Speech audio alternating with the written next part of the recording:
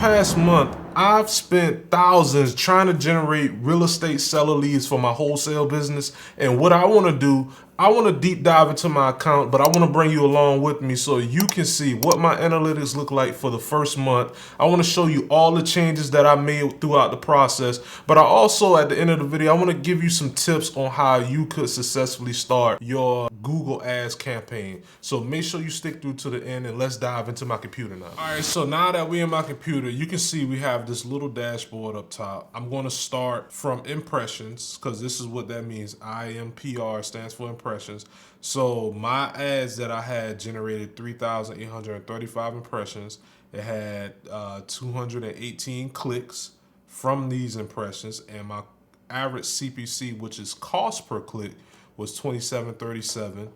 I had my total cost for the month of July was $5,967.51. My click-through rate was 5.68, and out of these clicks, I generated 15 conversions. Now, I don't want you to sit here and think that all of those conversions were great, because they weren't. You can easily divide my costs and my conversions and see that my costs would be around, I believe it was like $397 if I'm not mistaken. But I'm gonna go into my CRM and I wanna show you how many of those conversions actually turned into leads. So let's go into my CRM real quick.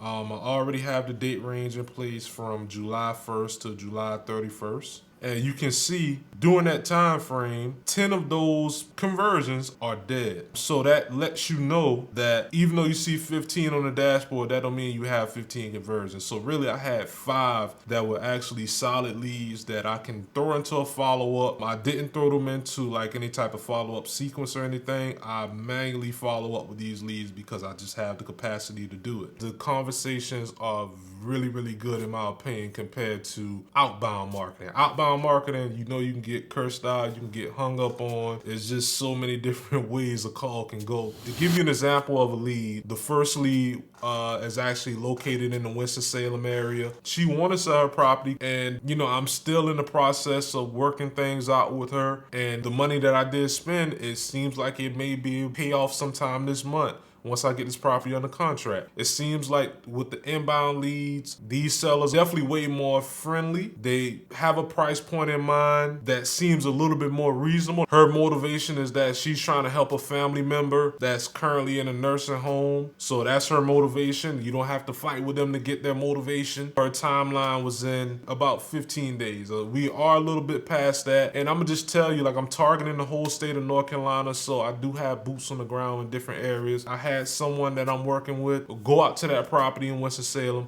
got pictures of the outside, but the issue that we ran into is we couldn't get into the property because the tenant that lived there before actually changed the locks.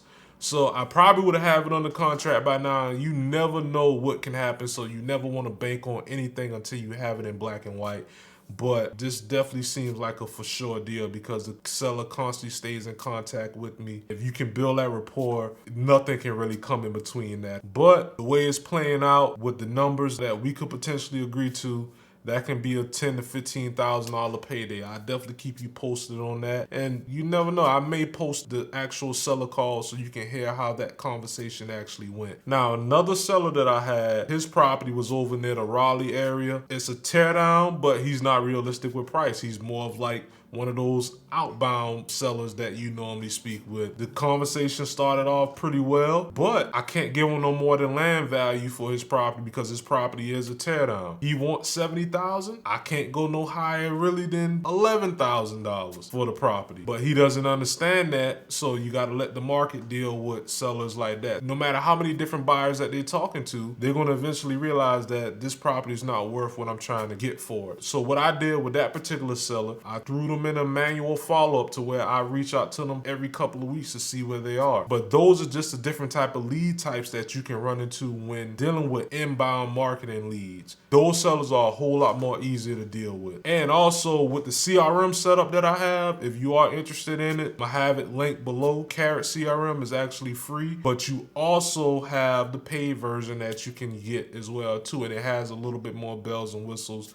that you can definitely feel free to check out. Now, if you are enjoying the information that I'm giving to you in this video, please just take a second, hit the like button, subscribe to the channel, and click the notification bell, because I'm gonna make this into a series where every month I'm gonna go over my Google Analytics. Currently right now, August is building up, and at the beginning of September, I'm gonna make a video on that. So if you wanna stay in tune and get more tips that you can use within your Google Ads campaign, hit the like button and subscribe and cut that notification bell on so that you can be notified when the video goes live. Now, I'm gonna dive back into the computer in a second, but I just wanna give you an idea of how my campaign started and the things I changed and the mistakes that I made within those changes. So I originally started my campaign off using max conversions, and with max conversions, it does exactly what it sounds like. Google is gonna go out and maximize your budget and try to get you as many conversions as possible. And I tried that in the beginning stage. I wasn't getting any impressions, so if you're not getting any impressions, your ads are not showing anywhere.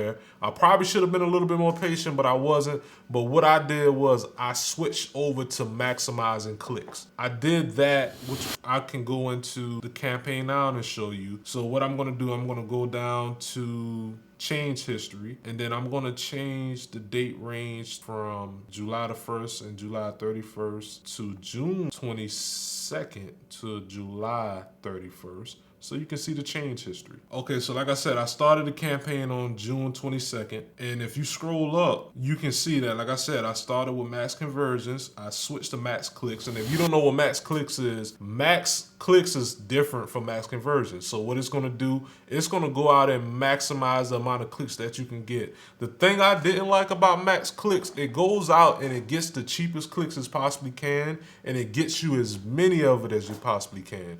So I was probably spending $3 per click at that point in time, but it was a bunch of junk most of the time. It did allow me to clean up my traffic by adding negative keywords, which I'll get into a little bit later, but that's pretty much what max clicks did. So I switched to max clicks. I spent a good bit of time there. I just want to show you how many times I changed the campaign. So as you can see, 6:34 p.m. that night, I switched back to max conversions, and I also opt out of Search Partners Network. I'm going to tell you right now, if you're setting up your Google Ads account, if you see search networks, go ahead and uncheck those boxes, because the first 2 leads that I got with the search network on, it started generating impressions and clicks and stuff. They were junk. They were completely junk. And I actually think you'll be way better off cutting the search network off. A lot of people miss that, and they use 80% of their budget on the search network, which is not valuable to your campaign at all. Then the next change that I made was switching it back to max clicks. And I think from that point on, I let it run for a while because I just needed it to generate impressions and clicks. And like I said, it wasn't a way to go about it, because max clicks definitely is gonna go out and get the cheapest clicks possible, and it's not really learning anything the way max conversion does. Max conversion actually learns from the conversions.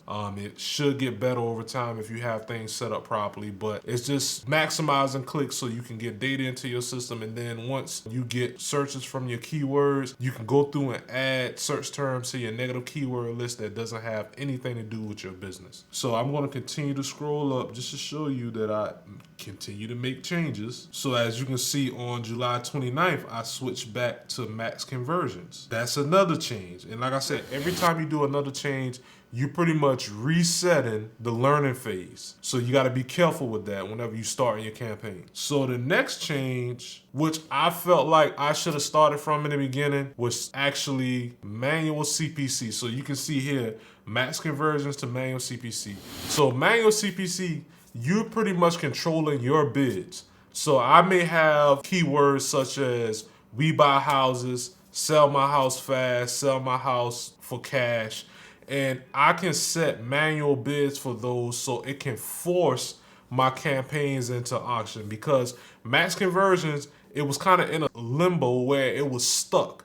it couldn't really go into these other auctions because it didn't know what a conversion looked like in the beginning phases. I wish I was a little bit more patient with the max conversions to see exactly what happened, but I wasn't. So when I switched to manual CPC and I started getting pushed into the auctions that I really wanted to be in, my cost per click did go up. I started generating leads and I started really cleaning up my search term report and adding negative keywords to the negative keyword report. In my opinion, if you're going to be in real estate wholesaling and you're going to be trying to get real estate seller leads, start with manual CPC.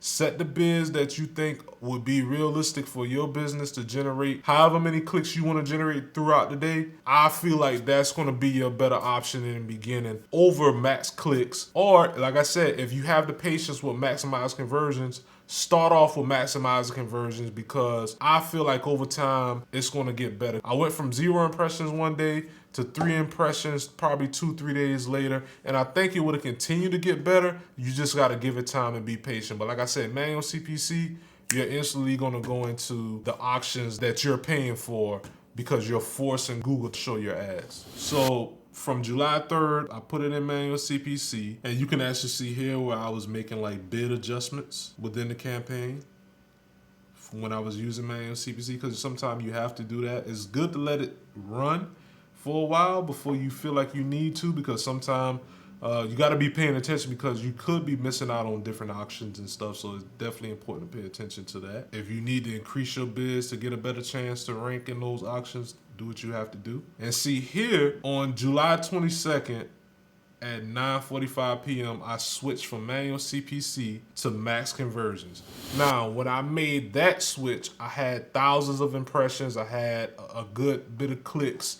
I had some conversions. So now at that point I had like 12 to 13 conversions in my account. So Google knew what a conversion looked like. And don't get me wrong, some of the conversions weren't good, but I did have conversions that looked pretty good, but I was able to make the switch. And I have seen changes in my campaign since switching back to max conversions now. I know that Google is actually learning and it's going to continue to get better, but I'm also doing another strategy where you're sending the leads that are actually valuable, you sending them back to Google through offline conversions. It's a totally different setup. It can get complicated for you, but I'm the type of person, I love numbers, I love to make stuff work, and I love to do the research on how to set things up. But maybe one day I can get on live and show you guys how to set it up properly so that you can feed that information back into Google so that you can generate more high quality leads. And right now my strategy is to generate as many leads as possible, send the good leads back, and when I get up to about 15 to 20 leads, then I may switch my offline conversion value, which I currently have labeled as secondary. I'm going to switch it to my primary conversion tracking, and what that'll actually do is tell Google to optimize to those particular conversions that were actually good. So instead of having that mixture of good and bad conversions in the campaign tracking, I'm going to have all good conversions that are being sent back through the offline conversion and switch into primary mode so that Google can optimize towards that. That's how you continue to make your campaigns better. That's how you bring your cost per lead, your actual cost per lead down, and make your campaign perform better. My biggest mistakes that I made was not being patient and not doing deeper research to understand what I was doing. But if I had to start all over, like I told you before, start with either max conversions or start with manual CPC. Make sure you have the search networks cut off. Maybe I can do a video on how you should set your campaign up in the beginning as a real estate wholesaler so that I can save you time and save you the money and the headache that I went through trying to get it set up. If you would like something like that, definitely leave a comment down below saying, hey, yeah, please make that video. That can definitely help out a lot because I'm here to give. I want to help as many people as I can. So definitely leave a comment and make sure you hit that like button too. Another important point that I want to hit is that, yeah, of course, like I said, I haven't closed the Google ad deal yet. I have some possibles in my CRM that, like I said, I'm currently following up with, but hopefully as time goes on and I continue to follow up with them, those going to turn into deals for sure. You have to have your follow-up locked in. I always preach follow up, especially if you're spending $300 per lead. You have to follow up with these sellers in order to convert them into deals, and that's what I'm currently doing. Now, another important aspect when it comes to Google Ads, who is Google Ads for? I'm gonna be honest with you, it can get very, very pricey.